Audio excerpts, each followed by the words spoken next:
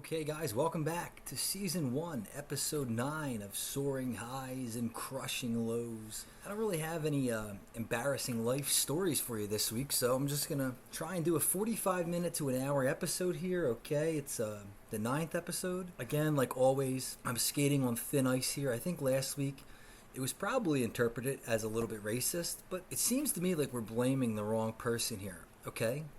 Big Bertha walks into the classroom, cheese dripping all over her, playing the piano, disrespecting me, the adult teacher, to the point where I had to scream, "Get the fuck out of here!" Who gets blamed but me? Big Bertha gets away unscathed. To recap last week's episode, we just gotta start beating teenagers again, okay?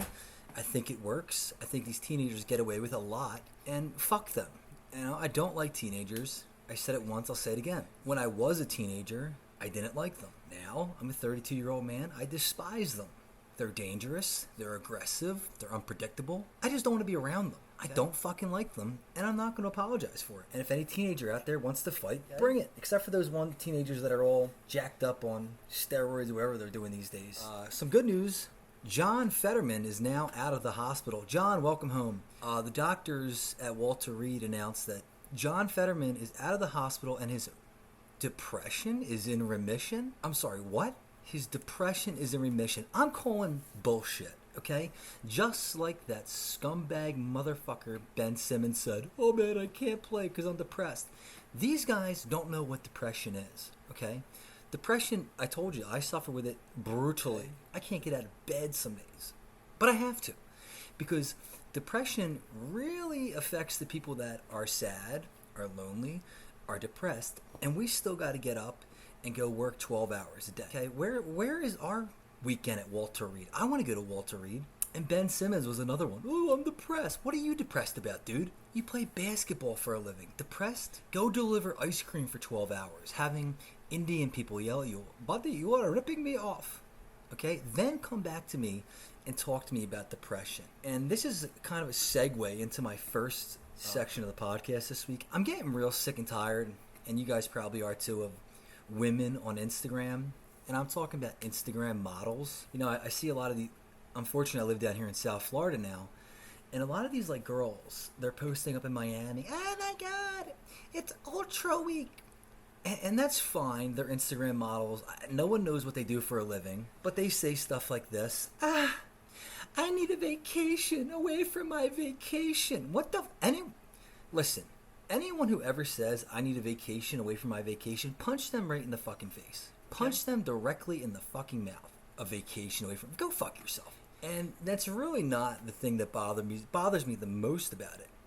The thing that really grinds my gears with these Instagram models is they think they actually work. In this segment of the podcast, I'm probably going to offend some bartenders. And I don't want to, because I was a bartender for a few years. But when you bartend, and I bartend for 3 years, no other job, you don't live in reality. Okay, and what I mean by that is I was working 3 nights a week, making about $700 a week. That isn't real. I was sleeping till 2 p.m. We need to work 60 hours a week to make what these broads are making in 3 nights. I don't want to hear from it. Specifically talking about a girl I was following on Instagram. She's like, "Oh my god, such a hard day. And tonight I have to do bottle service after my shoot." You know, it's like, go fuck yourself. You woke up at 11, you had a $13 cup of coffee, you went and got a photo shoot done, and now you got to go dance around with a bottle for a few hours and drink the whole time, probably doing coke. That's not real life. And these Instagram models, they want so bad to be a part of the common man, the working man and woman, but you're not. Hey, sweetheart. Hey, Barbie. You're not one of us, okay? You work 12 hours a week, you make $3,000, okay? We're not going to Miami. We're not going to Ultra, okay? We're going to Wildwood, and that's going to bankrupt us. I mean, I went to Clearwater last week, and I'm bankrupt. We're living out here. We're grinding it out every single day. I'll tell you what, if this podcast ever gets famous, right, and I get the podcast full time, the last thing I'm ever going to fucking say is, "Oh, Dad, another hard day at work," because this isn't work. I'm not getting paid for this. Obviously, I'm not getting paid for this. But I'm speaking specifically to the girls on Instagram. You know the girls I'm talking about. I don't got to name anyone specific. You know the girls I'm talking about. I gotta shoot today. Then I gotta do bottle service. I gotta make $4,500. You're living in an alternate reality, and that's fine. You should be happy where you are. I'm not a hater. I'm happy for you. I'm jealous. I'm just suggesting stop saying you have a hard day of work. You don't. We don't know what the fuck you're talking about. We have no clue what you're talking about half the time. Some of the shit that they're eating, they're posting on, I don't know what the fuck it is. We're eating Hungry Man's, okay? We're eating chicken and rice, Cheerios. You live in a different world. That's fine. Enjoy your world. Stay the fuck out of ours. We'll be friendly. We're happy for you. You're making $70,000 a year. You're doing nothing. You don't want this life. You don't want this life. I worked 60 hours this week. It was hell. It was torture. Okay, I get 2 days off here to relax, having a coffee, doing the podcast. Then on Tuesday, I'm back to work for another 60 hours. It's a grind. That's what this podcast is, okay? We are all about the grind, the salt of the earth kind of people. And if you're making $5,000 a week popping bottles, you ain't salt of the earth. So to end the first segment of the show, Instagram models, shut the fuck up. Shut the fuck up. Okay? We're tired of yous. Yes, you're hot. Yes, you're making double the money we are. But give us a break. You are not working hard. You're not living a reality. So stop acting like you're the working man and woman. The nurses out there are going 12-hour shift, okay? They're putting in 12-hour shifts. They're putting in work. You're making more than them. So don't insult the nurses, the delivery guys, the construction work. Don't insult us. We want to look at you and be like, fuck. Damn, shit, I'm jealous. That's all we want. So enjoy your life, Instagram models. We're happy for you. Listen, boo, make that money. Nobody's hating here. We're just telling you, stop acting like you're in the grind, because you ain't in the grind. You don't even know what the grind is. Keep on going here. Keep on trucking. Did anyone see the Gwyneth Paltrow case? I'm not going to spend too much time on this, but basically, she was at her ski resort, flying down the mountain, allegedly crashes into some Yahoo doctor. What a disgrace this was, this trial. Talk about like rich white people problems. And this made me think. Gwyneth Paltrow runs into a guy at a ski resort, and it's a 4-day media circus. The listeners of this show, do you know what we're thinking to ourselves? We're thinking to ourselves, what the hell's a ski resort? I've never been skiing, okay? I have little to no sympathy for anyone that belongs to a ski resort or to a golf resort. So the fact that that trial went on for 4 days was just it was so embarrassing. And Paltrow wins for $1, basically just to say, fuck you. Because the guy was full of shit. And then he was given, Gwyneth Paltrow hit me with her skis, and after that I became a bad father, a bad husband. Dude, you were a scumbag the minute you signed up for that ski resort, okay? Old Gwyneth Paltrow slamming into you had little to do with that. Side note, Gwyneth Paltrow is hot. I mean, she is an absolute babe. So I guess in the long run, it seemed like Gwyneth Paltrow, she won the case, and she did. Good for her, but again, anything that happens at a ski resort or a golf resort, I don't even know how to act around those people. So I'm not really that concerned what happens there. Some more stories in the news. Old Donald Trump is getting indicted this week for, this one's confusing. I don't know. Is it weird that I would have loved to have seen Trump and Stormy Daniels bone? That to me would have been, what is the small talk? Well, I shouldn't be saying this on the podcast, but I have not been laid in the year 2023. I actually think I forget how to have sex. I forget. I'm close to buying some fruit and practicing on that because I don't know how it's going to happen again. I don't see a situation and where it's going to happen again. But if it does, I know the small talk is going to be bizarre. I know I'm going to be like, oh, I can't believe this is happening. Or, are you sure about this? Are you sure? That's going to be me. It's pathetic. It's weird. And that has me thinking, what was it like for Trump and Stormy Daniels? What was going on? What positions did they have sex in? This is what the average person, I don't know, maybe I'm screwed up, but this is what I'm thinking about. The district attorney in Manhattan, big fat guy. He looked like Fat Albert. And all the shit going on in New York, he's wearing, listen to this. Okay, listen to this, guys. All the shit going on in New York, there's rats driving cars. There's rats playing pickleball. It's filthy. There's crime everywhere. What are they concerned about? Trump having sex in 2015 with a porn star. I mean, who cares? And I also don't know, first of all, I said before, I can never run for office. There's just way too many skeletons in my closet. Congressman Hennessy, we have some records here that shows you were in a shore house in North Wildwood from the years 2000. All right, I resign. Once someone starts bringing up, Congressman Hennessy, it shows here that in 2017 you were in a shore house on Chestnut Street. All right, I resign. I don't need anyone digging through my closets, okay? I really don't. I mean, there's probably skeletons in there. Oh my God, I do not want coming out. So I'm never going to run for office. The thing that they have is, he banged a porn star. What? That's all you found? Really? There's no more dirt? It doesn't really seem that juicy of a story. Christ, Hunter Biden was like smoking crack, banging people, filming it. That was exciting. Hunter Biden was crawling around the floor sniffing Parmesan cheese because he thought it was crack. That's interesting. Long story short, I digress, if you will. Donald Trump got indicted this week for, I don't know, paying Stormy Daniels to shut up. And she took the money. Hey, Stormy, whatever your real name is, why don't you take the money and shut up, okay? Go away. We gave you the 160, now fuck off. But she doesn't go away. By the way, Trump's going in to get his mugshot on Tuesday. That is going to be... What are they doing? Don't they understand that mugshot is going to be like the greatest thing of all time? I want to get a t-shirt. Donald Trump's mugshot, right on top of it, Thug Life. Okay, I become an overnight millionaire. The only problem is Trump's no dummy. You know he's going to be marketing that. It's going to be fantastic. The amount of money they're spending on security just to get a mugshot of Donald Trump is absurd. This case is going nowhere. Nothing's going to happen. I'm saying this, guys, is going through all of this, is going through all these trials and tribulations, is it worth it just to give Whoopi Goldberg a boner? Whoopi Goldberg has been salivating. Her and the other henchmen at The View. That's all they talk about. Oh, Donald Trump. They've been drooling over this moment. So we're going to spend millions and millions of dollars. We're going to embarrass ourselves in front of the rest of the world, because it is embarrassing, a former president getting arrested for boning a porn star. We're going to do all of this, just to give this guy named Whoopi a boner. Whoopi gets a boner. That's the outcome of this entire thing.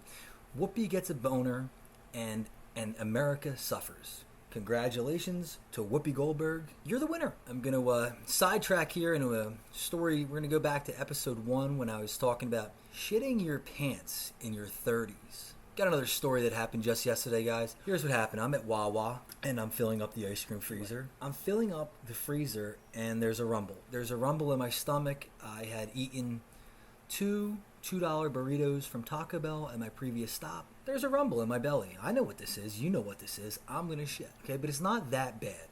So I finish up my job. I go to the truck. Now I'm touching cotton. All right, now the volcanic ash is starting to fall from my anus. The poop is coming. I don't know what to do. All right, I lock up the truck. I get back in the Wawa. Oh my God, there's some big fat guy walking in front of me. Some behemoth walking with his kid in front of me. Like, get the fuck out of the way. I gotta take a shit. I get around him. I get to the door. Wawa. Open the door. Locked. Has anyone else noticed this? Every single time you gotta take a shit and you go to Wawa, someone's in that bathroom. Every time you have to take a shit and you make it to a Wawa, someone is in that bathroom. You are left with few options. Now, we talked about it before. You cannot shit in the sink. No, you cannot shit in the urinal. Anyone that's saying shit in the sink, shit in the urinal, you're a psychopath. You need to get a friend's hospital for a weekend. That's not a viable option. Now I'm pacing around the bathroom. Oh my God, I'm touching cotton. Oh my God, I'm sweating. Okay, do I risk going into the women's room? No, I don't, because men don't go in the women's room ever. Okay? You got a cock, you don't go in the women's room. Are we clear about that? You got a cock, you don't go in the women's room. One more time. You got a cock, you don't go in the women's room. Why can't we figure that out as a society? Real simple. You got a cock, you don't go into the women's room. Ain't that hard.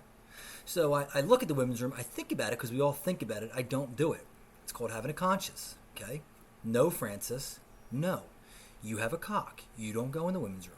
So, now I see out of the corner of my eye, I see a Wendy's and I see a KFC in the distance. In the distance, there's a Wendy's and a KFC, okay? Decisions, decisions, decisions. Wendy, the Colonel. Wendy, the Colonel. Wendy, the Colonel. Fuck it, I'm going for the Colonel. I book it. I make a run for it. I'm running across the parking lot as if I just called a punt return and I missed the first 3 defenders and I'm taking it to the house, okay? I gotta shit. I gotta go. So I get to the KFC, open the door. Oh my God, I see a bathroom. Thank God, thank God, thank God, thank God. I get to the bathroom. Out of order. At this point, guys, I don't know. There's really no other option. I'm gonna plop. This shit's gonna come careening. It's gonna come careening down my legs, okay? I'm gonna shit out of order, it says. Let me test the handle. Handle opens. I open the door up. There's a toilet. There is the throne. Okay, I walk over to it. No water. No water in the toilet. The top of the lid's off. I'm ashamed of what I did next, and I might be incriminating myself here. I dropped my drawers. I unzipped my trousers. I walked over and I unloaded. And, is that the right thing to do? No.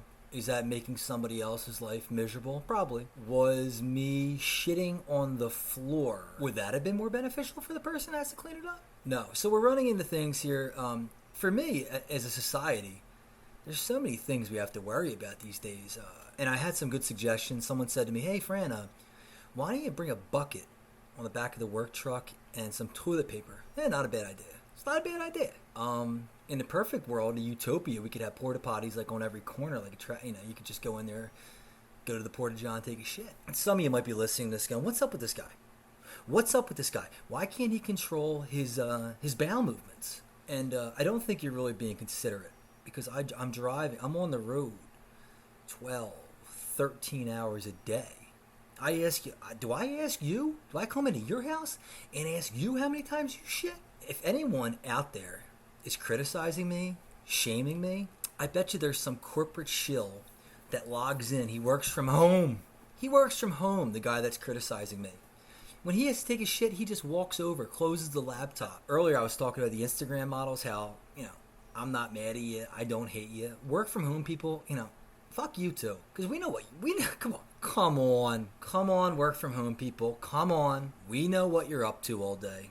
Yes, we do. You ain't doing shit. You're doing 3-4 hours of work, maybe. The rest of the time, you're spanking it, you're cranking it, you're jerking, you're gherkin, you're watching Days of Our Lives, okay? You're not exactly climbing the corporate ladder from your couch, all right, Jack? Let's move on here. Oh, speaking of society issues, this should be fun. This isn't going to get me canceled. What's going on with the transgender people? What is going on with the transgender people? They seem like they're getting, completely out of hand. And, God, this is such a... I am treading on thin ice here. We are definitely getting canceled. This show is no shot. This show doesn't get canceled. Real quick, though, I went to grade school with this chick, right? And she's a huge, cranky leftist. All leftists are cranky. They're just the worst. Liberals are just the worst. Cranky. Always cranky.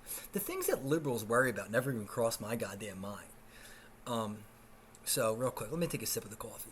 I got to prepare myself because this is probably going to be the moment the feds are going to be knocking on my door after I do this next segment. Okay, so I get a direct message from a girl I went to grade school with, and she must have sent this out to everyone, right? Everyone in her fucking contact list, because I don't talk to this broad. I got nothing to say to her. She's a freak. She's a lesbo, and which is great.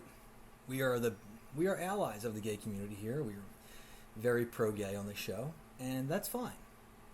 That's not what the message was. This was 2 days after the shooting in Nashville, which was insane, which is traumatic, which is horrifying, which is a fucking nightmare. This message, but the timing is just awful. The message said, saying nothing about transgender people. Saying nothing is as good as killing them. Your silence is deafening. Your silence is violence. Let me stop you right now, bitch. Okay? Let me stop you right now. Let me stop you. My silence is violence. Hey, I have to work 60 hours a week. Okay? 12, 13-hour days. Maybe 14 sometimes. when I get home, I like to hit the gym. I like to come home, have a frozen dinner, take a shower, get in my PJs, watch a TV show, and go to sleep. Wake up the next day and do the same thing over and over again with the hope that, I don't know, maybe one day I'll have a happy life. I have a miserable life, okay? I work, I come home, I get 2 days off to relax, okay? So I say all that to tell this girl that from my grade school that said to me, my silence is violence. My answer to that is fuck you. I don't care. The trans people, cut your dick off. Do whatever the fuck you want to do. Seriously, I don't care. You're forcing this on us. You're just forcing this on us. A lot of us don't care. Like, we go to work, we come home, we want to have a few beers, we want to watch the Final Four, we want to gamble. We don't want to be involved with your freaky agenda. You know, we're not interested. I'm not interested in playing along. I'm never going to a drag show. All right? They seem fun. Okay? Girls, go have your drag show brunch. Why are you bringing your kids to a drag show brunch? That I don't understand. You know what else is a lot of fun? Bachelor parties. I was on 2 bachelor parties the last 2 weekends, okay? You know where I'm not going to bring my 10-year-old nephew? Hey, Michael, I want to show you what the bachelor parties are like. No, okay? It's not for kids. It's for adults. You people are freaks. I don't really care. Trans silence is violence. I don't care. I have a real simple rule, okay? And we'll stick by it. If it gets me canceled, it gets me canceled. You got a cock? Okay, then you use the men's room. If you take that cock off, sure, go in the women's room, I guess. I mean, aren't these people scared of this surgery? Like, they're gonna put you under. Listen to this. They're gonna. All right. Hey, Fran, come on in. Listen, we're going to put you in anesthesia, put you to sleep. Okay. We're going to take scissors. We're going to remove your cock. Then we're going to remove your testicles. And then we're going to form some sort of vagina.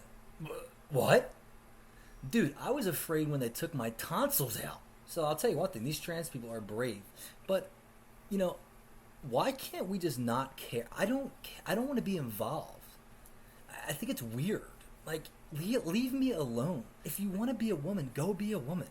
If you're a girl, you want to be a man, go ahead and do it. I'm telling you, nobody cares. I mean, if that's really what you want to do, by all means, be my guest. But Bud Light, if you're drinking Bud Light and you're a listener of the show, I recommend you boycott it. There's this dude, Dylan Mulvaney, and he's been a woman. First of all, he insults the hell out of you broads. He's like, oh my God, I've been a woman for a year now, and like, oh my God, I just love to do like, oh my God, I love being a girl because I like to put on makeup and I like to, like, dude, women are powerful. Women can do whatever the fuck they want. Have you been watching the NCAA tournament? This girl on Iowa, she's a badass. Okay? Not all women are like this loser, Dylan Mulvaney. Oh my God, I'm a girl. Oh my God, I play house. Dude, you're insulting women. He literally is the biggest insult to women. Anyway, Bud Light decides, hey, oh, I would have loved to have been in this marketing room. Oh, I would have loved to have been in this marketing room. All right, guys, welcome to Bud Light's marketing team meeting of the month. Anybody got any fresh new ideas out there? Hey, Bill, listen. I know we're a beer company, and our target audience is like men and girls from 18 to 40. Social people. They enjoy going out, hanging with friends. They like going to concerts. They like sporting events. So I was thinking that we should get Dylan Mulvaney to do a little promo for sports. Genius. How this got pushed up the chain of command to where Dylan Mulvaney is now the sponsor for Bud Light. What are you kidding me? In 20 years, we went from marketing like this. Ready? Bud, Weiser. Bud, Weiser. Frogs ribbiting Budweiser. That, to me, was genius. Okay? When I was a kid, I'd see that commercial like, God damn, I can't wait to drink Budweiser. Now, you have a guy who goes out there, hi, it's me, Dylan. I've been a woman for a year now, and oh my God, there's a tournament going on. I don't know if you heard about it. March Madness? Oh, I thought it was about the stressfulness of March, but really, it's a basketball tournament, and yeah, we're drinking. Shut the fuck Like, you know what? I watched that commercial and I'm like, ugh, you know what? Give me a bottle of water. All right, give me a bottle of water. Because that ain't... Bud Light, shame on you for that one. That was weird. Okay, now it's time for a segment of the show that I haven't done in 2 weeks, and maybe it's time to bring back. All right, time to bring back the unsung hero. And the unsung hero this week, oh man, this guy, he's a real peach. He is a real peach. And he deserves it. I'm going to give you a drum roll here. Brrr. The unsung hero of the week for Soaring Highs and Crushing Lows, Season 1, Episode 9, Jim Kenney, the mayor of Philadelphia. Jim, come on down. Jim Kenney is the mayor of Philadelphia. Okay? He is quite possibly the biggest jerk-off I've ever seen in my life. I mean, this guy is a total Class A jerk-off. He's a total and complete moron. And the reason he's the unsung hero, and you have to admire this about him, a couple months ago, I don't know what happened, there was a mass shooting on a 4th of July, and they asked him about it. He says something along the lines of, listen, I don't even want to be mayor anymore. I cannot wait to not be mayor anymore. Basically, Kenny's job is not to protect Philadelphia, is not to be a good mayor. His job is to just push this liberal agenda. He wants to push it so far down your throat until you can't breathe. Jim Kenney, literally, there's no way. Hey, South Philadelphia, 2 Street, love you guys. Saw the Dead Ass Gang last weekend in Clearwater. Love people from South Philly. I want to live in South Philly when I move back. Love South Philly. How the fuck did you guys... What did you do to him? What did you do to Jim Kenney to create this monster? I mean, he's a literally walking, talking libtard. He's a walking, talking liberal. I've never seen anything like it. All right, so I want to get into Jim Kenney real quick. I'm going to ramble on about him for about 15 minutes, if you don't mind. I've hated Jim Kenney since the day he's got in office. I think he's just a bozo. And one thing that was dumb about Jim Kenney is remember when they were just attacking statues all across the country, and Philadelphia was just like a place. It was a urban cesspool, murders everywhere. And the biggest problem that Philadelphia had during those months, no, it wasn't the crime, it wasn't the rape, it wasn't the murder. Oh no, au contrary, it was the Frank Rizzo statue. And Jim Kenney had to get up there and puff his chest. Listen, this statue is just it's a disgrace, and it's just breeding racism. Dude, it's a fucking bronze statue of a mayor from the 80s. And then you had these idiots from Temple who were born in like 1994. You know, I think Frank Rizzo was dead by that point, going down there protesting. So Jim Kenney, the unsung hero of the week, congratulations again, Jim, he takes this statue down, and then he's like puffing his chest. Well, Philadelphia, I'm sorry, wrong voice. Well, I can't find the Jim Kenney voice. Basically, this statue was a symbol of racism, and this is a step in the right direction for Philadelphia. I don't know if you guys have noticed, but that statue's been down for 3 years now. Have things gotten better? Have things gotten better since Jim Kenney, our knight in shining armor, took down that statue? Probably not. They've probably gotten worse. So you're an idiot for that one, Jim. But we digress. We continue here. Then Jim Kenney, I don't know if you remember during the pandemic, he lost his goddamn mind. Jim Kenney, during the pandemic, convinced the people of Philadelphia to change their perception of what being inside means. I went to grade school, I went to high school, I graduated from college. I always thought that what constitutes being inside is 4 walls and a ceiling. 4 walls and a roof. 1, 2, 3, 4, look up, that's the roof. Oh my God, I'm inside. Jim Kenney, during the pandemic, basically said this: if you take a step outside, 10 feet outside of your house, put up 4 walls, put a roof on it, then theoretically, you're outside. I'm sorry, you're inside. Let's try. I know everyone's thinking, what are you talking about, Fran? I don't know. Okay, I don't know, because Philadelphia during the pandemic, under the leadership of our unsung hero of the week, Jim Kenney, he said you could I'm the pandemic was so crazy. If you go outside, that means leaving your house, which is inside, and you go outside and you put up four walls and a roof, because you're outside of your house, which is inside, that would now constitute being outside. Therefore, you could serve food, beer, because you'd be outside. Does that sound fucking crazy? Yeah, it does, but that's actually what happened. Okay? That is actually what we had to live through. We really, as a society, really need to start, like, common sense has to come back. Someone should have said, hey, Whiskey Nose. Hey, Whiskey Nose Jim, what the fuck are you talking about? You're making absolutely no sense. Oh, man, you went to the Phillies game. You go to the Phillies game, you had to get, oh, can I get a beer? Oh, sorry, you got to buy food with that, too.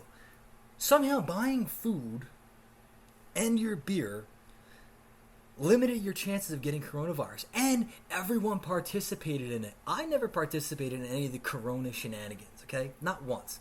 I gave up on it in June, okay? I never got the Fauci ouchie. I moved to Florida. I'm not going to let Jim Kenney, who was tell me what the definition of inside is. But he did. And things just keep getting worse for Jim Kenney. But I admire him. I mean, I really admire him. Jim Kenney, he's very passionate about Ukraine. And I know what you're saying to yourself, well, isn't Philadelphia more dangerous than Ukraine? Yes, it is. Aren't you more likely to get killed on the streets of Philadelphia than you are on the streets of Kyiv? Yes, you are. But doesn't seem to matter, Jim Kenney. He wears this Ukraine pin. And I'm going to do a little scenario here for you. Mr. Kenney, Fran Hennessy from the Ronhurst Gazette here. This week, a 15-year-old boy was walking to school. He was going to Simon Gratz, and he was shot and killed by three people. He was mugged, shot in the chest. He was 15 years old, just trying to go to school. He got shot in the chest. Then there was a shootout on the Frankfurt Market line, which is the most popular line in Philadelphia, and thousands of people take every day. Do you have any comment on the violence that's plaguing your city? Thanks for asking. But listen, I'm wearing... I can't do this voice. I don't know a Jim Kenney voice. He's just such a dickhead. He says something like this. Listen, I'm wearing... Guys, you're asking me these questions about people getting murdered in the city of Philadelphia, but don't you see that I'm wearing the Ukraine pin? I can't even do it. All right. You asked the mayor, hey, Jim, what's up with all the murders? He's like, first of all, don't bother me. What kind of stupid question is that? You're asking me why a 15-year-old got murdered on his way to school? Are you kidding me? Look at my Ukraine pin. Don't you see it? Don't you see my Ukraine pin? And you're asking me about a 15-year-old getting murdered on his way to a public school in my city? You insensitive asshole. You're really going to ask me, the mayor of Philadelphia, why there was a shootout, guns a-blazing, on the most populated public transportation market, Frankfurt Market line. You're going to ask me why there's people shooting at each other on the Market Frankfurt line when I'm wearing a Ukraine pin?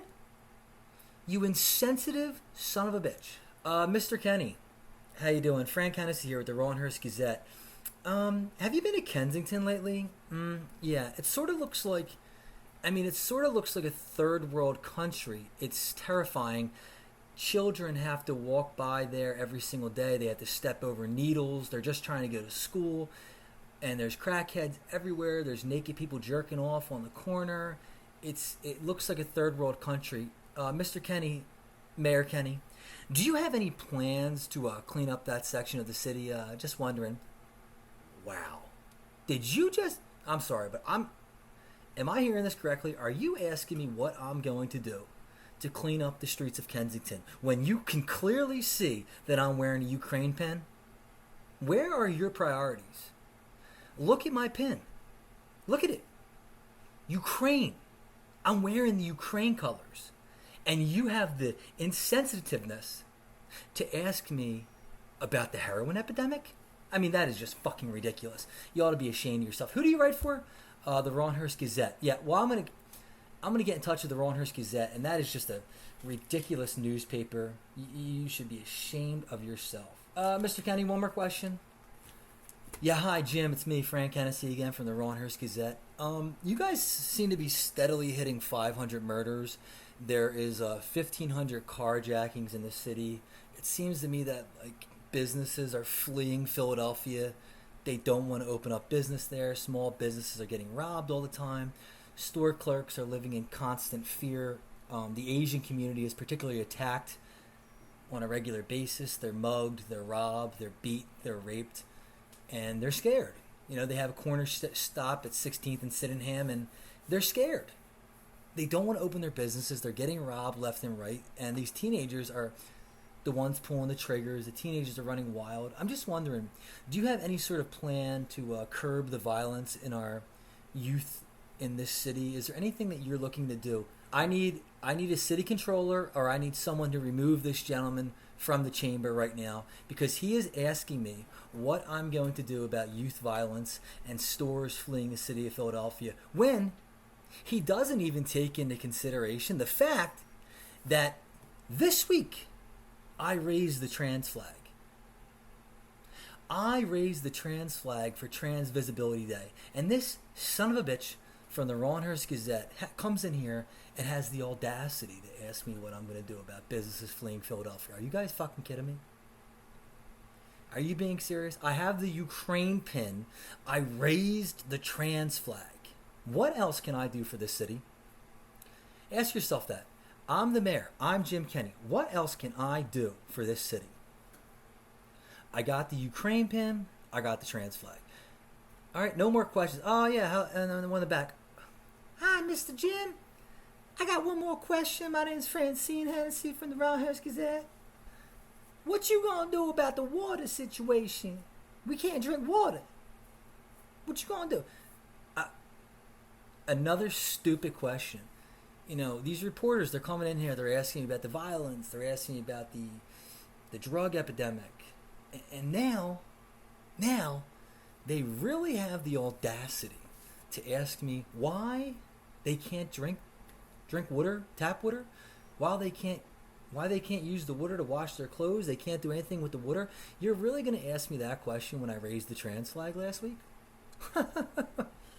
I tell you what, man, these reporters, the people in this city, you guys are all idiots. I got the Ukraine pin, I raised the trans flag, and you guys are worried about murders, you're worried about drug epidemic, you're worried about businesses fleeing. Get with it. All right, that's the end of my messing with Jim Kenney. But it's true, guys. I mean, look at this country, look at everything that's going on. Everything's going to shit. Everything's crazy out there, and we're worried about people cutting their cocks off. Dude, if you want to cut your cock off, cut your cock off. Do it. I don't care. There's one simple rule. Hey, what's between your legs? A wiener? Okay, then you use the men's room. What are we doing? Okay, guys, this episode was...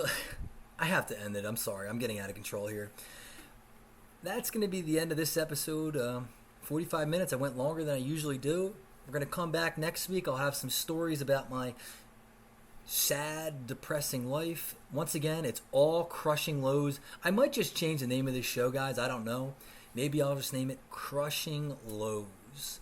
Because, nothing good's been happening to me. I'm not going to sit here and bitch and moan. You just got to keep on trucking, because that's what we do on this show. That's who the people are listening to this show. Life is out to get us. Everything sucks. But we're going to go to work tomorrow. And that's going to be that. Save this project. And I will see you guys next week. Thanks for listening to Soaring Highs and Crushing Lows.